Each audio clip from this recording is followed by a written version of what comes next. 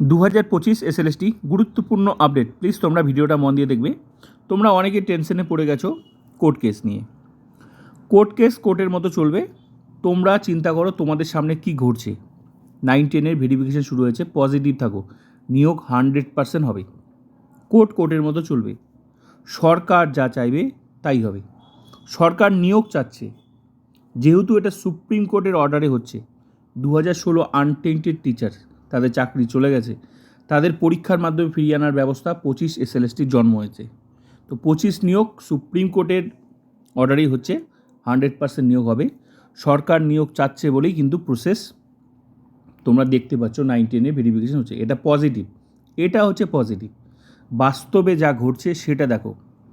Social মিডিয়ার negative থেকে একদম দূরে পজিটিভ চিন্তা করো, বাকি প্রসেসও তোমরা দেখতে পাবে। মেডিকেল টেস্ট চলছে মেডিকেল টেস্ট, কালকেও আমি একটা নোটিশ দিয়েছি, ঠিক আছে? তো প্রসেস এরকম চলছে। পিভিআর মেডিকেল, পিভিআর বলতে মধ্যশিক্ষা পর্ষদের নোটিশ, সেটাও দেখতে পাবে। লোকাল থানার যে পিভিআর সেগুলো তো হচ্ছে, জোনাল বোর্ডে মেডিকেল টেস্ট সেগুলো তো চলছে। বাকি প্রসেসও তোমরা দেখতে পাবে। সরকারের টার্গেট আছে 31শে আগস্টের মধ্যে নিয়োগ কমপ্লিট করার। পুরো নিয়োগটা তো কমপ্লিট হবে না, যা হবে হবে, যতদূর হবে সেটা হবে, আর যেটুকু বাকি থাকবে তার জন্যই এক্সটেনশন হবে। তো পজিটিভ যা ঘটছে সামনে সেটাই তোমরা দেখো, আর কোর্টের মতো চলতে থাকবে। সরকার যা চাইবে তাই হবে। তো আজকে আশা করি তোমরা দেখেছো, কোর্টে আপডেট পেয়ে গেছো, ঠিক আছে? তো দেখো, পজিটিভ হচ্ছে কি 9-10 ভেরিফিকেশন চলছে। সামনে চিন্তা করো, সামনেই ইন্টারভিউ আছে। কাউন্সেলিং থেকে শুরু করে, জয়নিং থেকে শুরু করে, ইন্টারভিউ থেকে শুরু করে সমস্ত প্রসেসই তোমরা যে কোনো সময় তোমরা দেখতে পাবে, যে কোনো সময়। আমি তোমাদের কয়টা নোটিশ দেখাচ্ছি। তো এখন পজিটিভ এটাই চিন্তা করো যে আমার ভেরিফিকেশান আছে, আমাকে এই ডকুমেন্টসগুলো জোগাড় করতে হবে, এটাই ব্যাস, এটুকুই ভাবো। আর যাদের সব কিছু কমপ্লিট হয়ে গেছে, ভেরিফিকেশান হয়ে গেছে, তোমরা চিন্তা করো আমার ইন্টারভিউ আছে সামনে, হবে, আমার পড়াশোনা আমাকে শুরু করতে হবে, ব্যাস। যার যেটা কমপ্লিট হয়ে গেছে তার আগের ধাপটা চিন্তা করো, তার বাইরে চিন্তা করতে হবে না, বাকিটা সরকার চিন্তা করবে।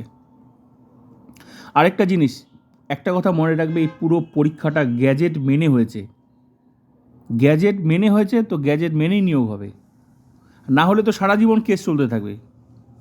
কেস চললেই যদি নিয়োগ বন্ধ হয়ে যায়, তাহলে তো সারা জীবন যে ফেল করবে সেই একটা কেস টুকে দেবে, তারপর নিয়োগ বন্ধ হয়ে যাবে।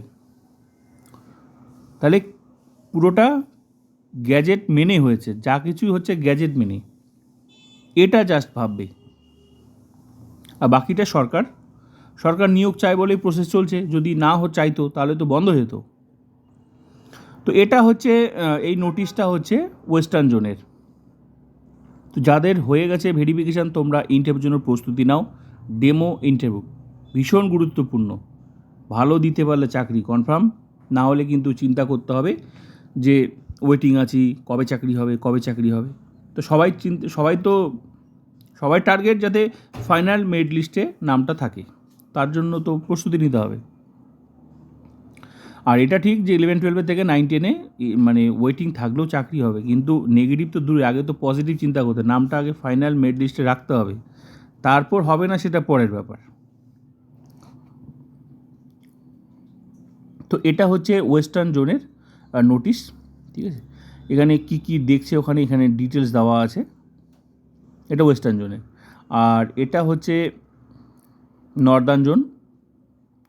এই রিজিয়নে যেভাবে ডকুমেন্টসগুলো দেখছে এখানে নোটিশে দেওয়া আছে। তবে একটা কথা মনে রাখবে, ইন্টিমেশন লেটারে যা আছে সব কিন্তু নিয়ে যেতে হবে। তারপরে ওই রিজিয়ন ওয়াইজ কিন্তু কম বেশি ব্যাপারটা হতে পারে। কাউকে যদি সন্দেহ হয় যে আরও এক্সট্রা ডকুমেন্টস কিন্তু টেবিল অনুযায়ী কিন্তু চায়, তো সেভাবেও ডকুমেন্টস নিয়ে যেতে হবে। মোট কথা এসএসসি রিলেটেড যা ডকুমেন্টস আছে সমস্ত ডকুমেন্টস কিন্তু নিয়ে যেতে হবে। তারপর ওখানে কম বেশির ব্যাপারটা আছে। আর এখানে এটা কি বলে, ইন্টিমেশন লেটার, এটা তো তোমাদের অবশ্যই নিয়ে যেতে হবে। মোট কথা এখানে এটাই মেন, এখানে যা আছে সেগুলো তোমাকে সেভাবে সাজিয়ে নিয়ে যেতে হবে। তারপরে ওখানে কম বেশির ব্যাপার আছে, একটা অরিজিনাল সেট, একটা জেরক্স সেট। জেরক্সটা সেলফ অ্যাটাস্টেড, আর অরিজিনাল যা কিছু ডকুমেন্ট সব অরিজিনাল আর জেরক্স।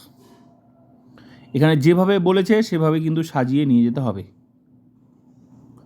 তো পজিটিভ এটাই যে ভেরিফিকেশান চলছে, যার যেটা হয়ে গেছে তার আগেরটা স্টেপটা চিন্তা করো যে শুরু হবে, পজিটিভ থাকো তো শুরু তো হবে, মানে হবেই, যে কোনো মুহূর্তেই হবে।